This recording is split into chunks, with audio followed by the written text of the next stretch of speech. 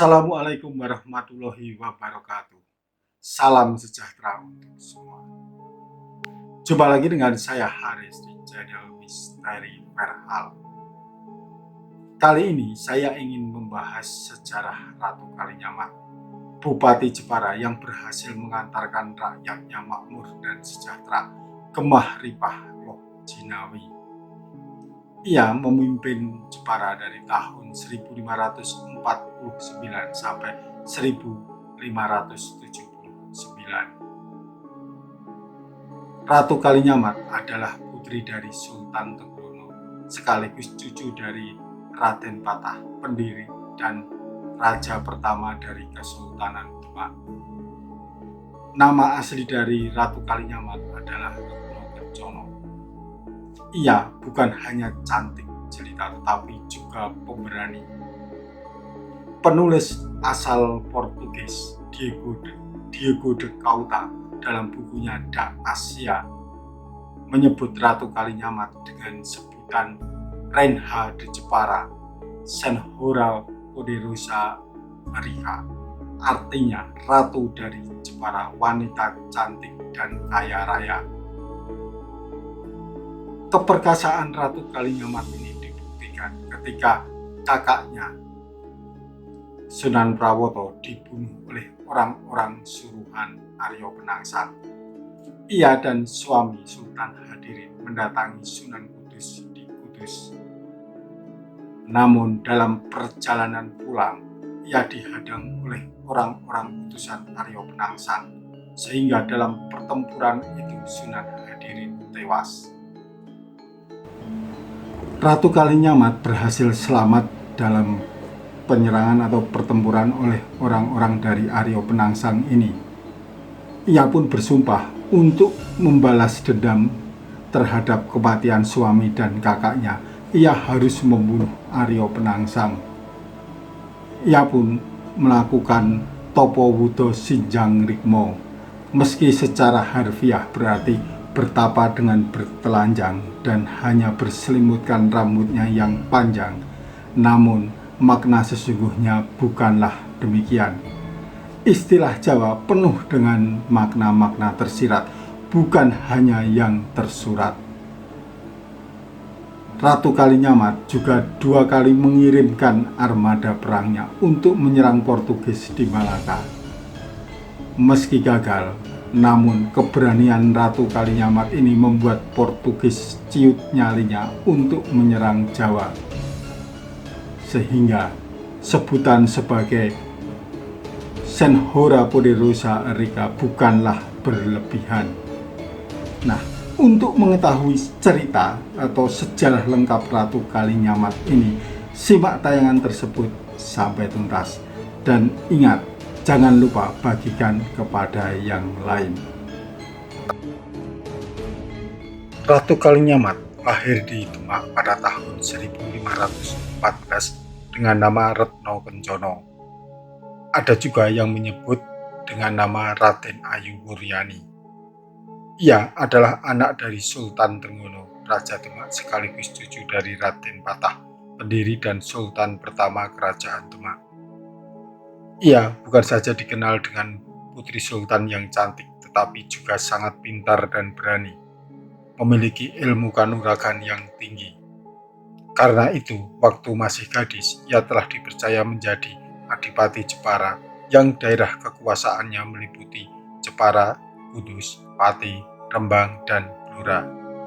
Pusat kekuasaannya berada di Krian.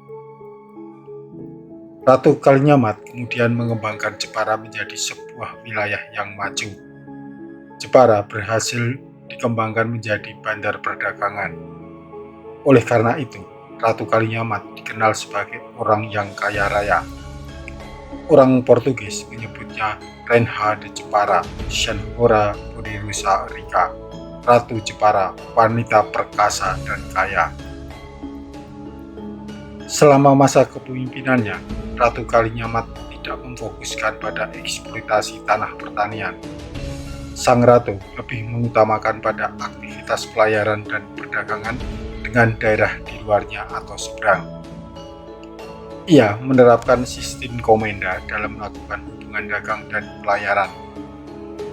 Sistem komenda mengatur raja atau penguasa yang ada di wilayah pesisir untuk menanamkan modal pada kapal dari dalam maupun luar negeri yang akan berlayar untuk melaksanakan perdagangan dengan wilayah lain.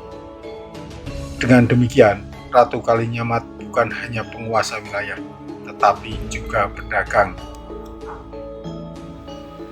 Ratu Kalinyamat kemudian bersuamikan seorang pangeran dari Aceh, Thoyyib bin Muhayyad Shah, yang kelak bergelar Sultan Hadirin. Setelah menikah dengan Sultan Hadirin, tampuk kekuasaan Adipati Jepara diserahkan kepada sang suami. Ia kemudian bersama-sama membangun Jepara. Namun, pernikahan Ratu Kalinyamat dengan Pangeran Hadirin tidak berlangsung lama, sebab Pangeran Hadirin dibunuh oleh orang suruhan Adipati Aryo Penangsang pada tahun 1549 setelah menghadap Sunan Kudus. Ratu Kalinyamat dan Sultan Hadirin menghadap Sunan Kudus di daerah Kudus, Jawa Tengah untuk meminta keadilan atas kematian Sunan Pramoto, Raja Demak sekaligus kakak kandung Ratu Kalinyamat. Dalam perjalanan pulang menjelang maghrib, mereka dikeroyok oleh orang-orang suruhan Aryo Penangsang. Sultan Hadirin mengalami luka parah. Ia digotong oleh para pengikutnya menuju ke istana Kalinyamatan. Namun, ia wafat di tengah perjalanan yang diiringi dengan hujan deras. Hati Ratu Kalinyamat sangat terpukul dan berduka atas kenyataan pahit itu. Setelah peristiwa pembunuhan kakak kandung serta suaminya, Ratu Kalinyamat bersumpah akan menebus sakit hatinya.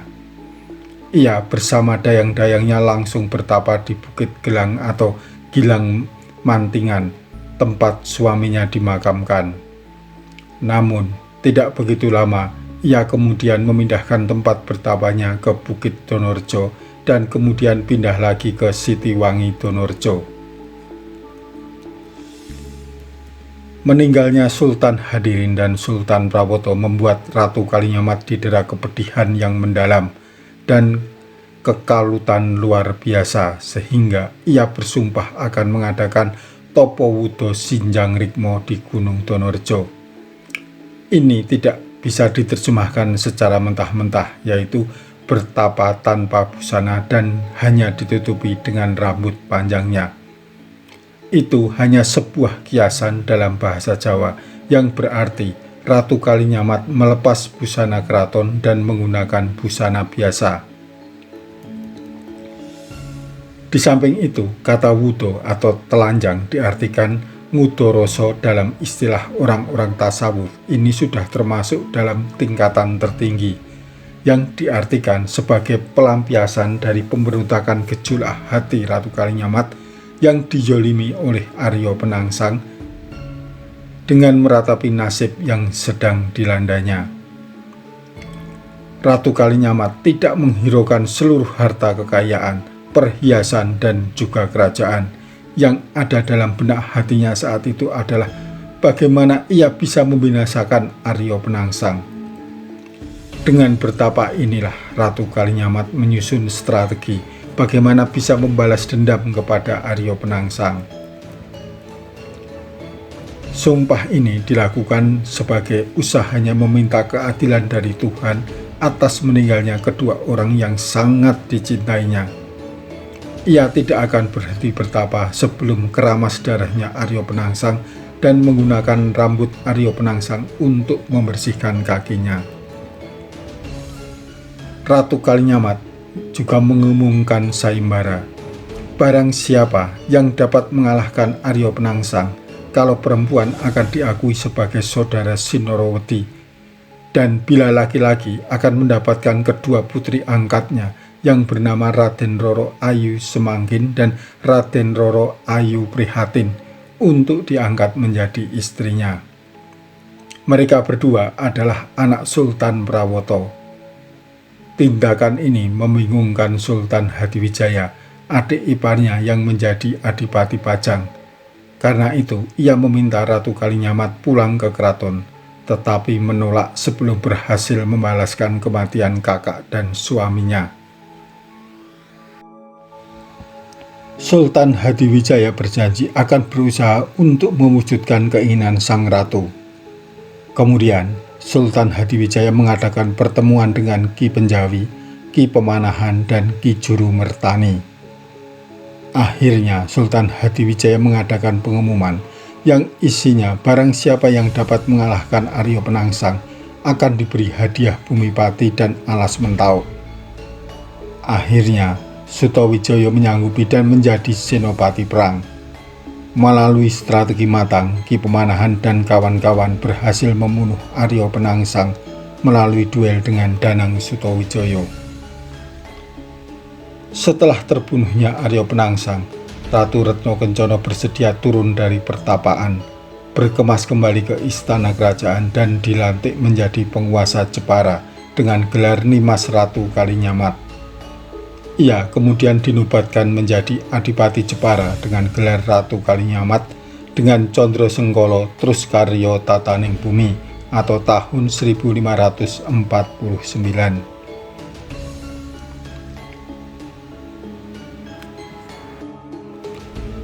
Pada masa pemerintahan Ratu Kalinyamat, Jepara berkembang pesat menjadi bandar niaga utama di Pulau Jawa yang melayani ekspor impor. Di samping itu juga menjadi pangkalan angkatan laut yang telah dirintis sejak masa Kerajaan Demak. Semua aktivitas pelayaran dan perdagangan Kerajaan Demak berlabuh di pelabuhan Jepara. Dengan adanya sistem komenda, Ratu Kalinyamat memegang peranan penting dalam bidang perpolitikan dan pemerintahan. Ia juga melakukan perdagangan dan menanamkan modal kepada kapal-kapal yang singgah di Jepara. Dalam sistem komenda ini, Ratu Kalinyamat mampu meningkatkan perekonomian Jepara melalui ekspor beras, gula, kayu, kelapa, dan juga berbagai palawija yang cocok untuk ditanam di pedalaman. Pada abad ke-16, perdagangan laut Kalinyamat semakin ramai. Ia memegang peranan yang sangat penting di sepanjang pantai utara Jawa Tengah dan Jawa Barat. Pada masa kepemimpinan Ratu Kalinyamat, strategi pengembangan pemerintahan lebih dipusatkan pada perdagangan dan angkatan laut. Kedua bidang ini dapat berjalan dengan lancar karena adanya kerjasama dengan kerajaan maritim maksud saya, seperti Johor, Aceh, Banten, dan Maluku. Daerah kekuasaan Ratu Kalinyamat memiliki 4 kota yang menjadi pintu gerbang perdagangan di pantai utara Jawa Tengah Timur, yaitu Jepara, Juwana, Rembang, dan Lasem. Meskipun daerah tersebut termasuk daerah yang kurang subur, Ratu Kalinyamat disebut sebagai ratu yang kaya raya. Kekayaan itu berasal dari perdagangan internasional dengan Maluku dan Malaka.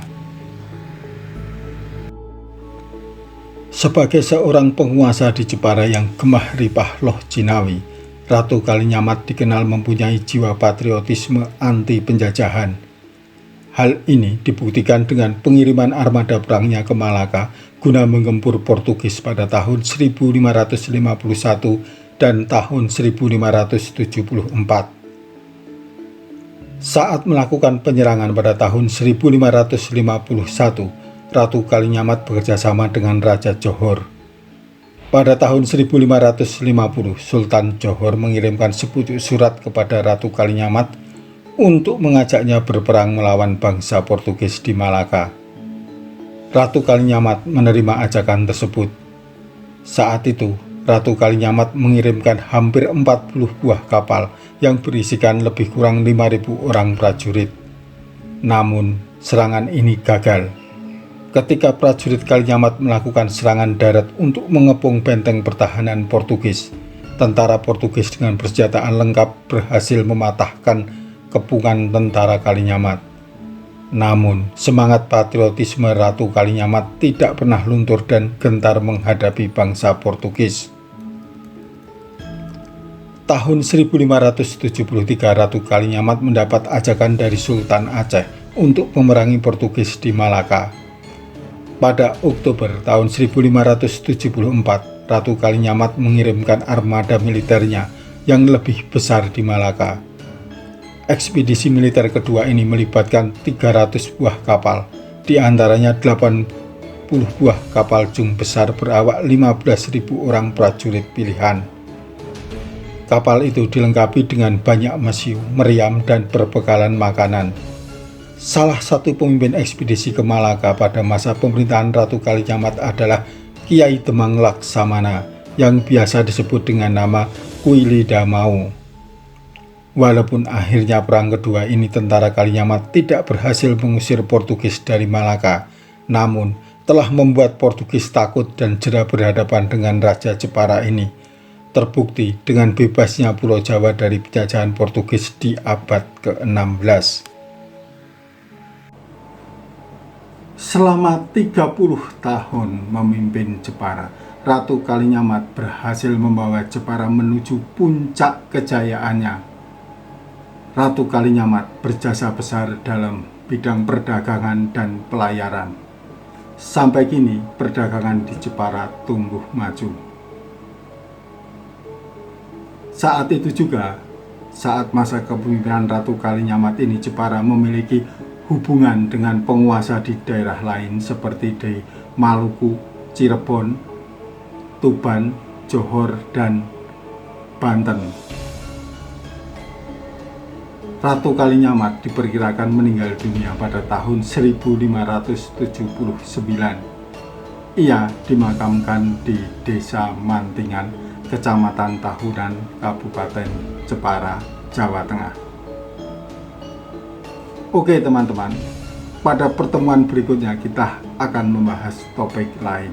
Jika teman-teman menginginkan saya membahas sebuah topik khusus, silahkan mengirim pesan melalui email misteri.verhal@gmail.com atau menulis message di Facebook dan Instagram yang alamatnya ada di kolom deskripsi atau di sini. Untuk kawan-kawan yang tidak mau ribet, cukup menulis komentar di kolom komentar, nanti saya yang akan menghubungi kawan-kawan.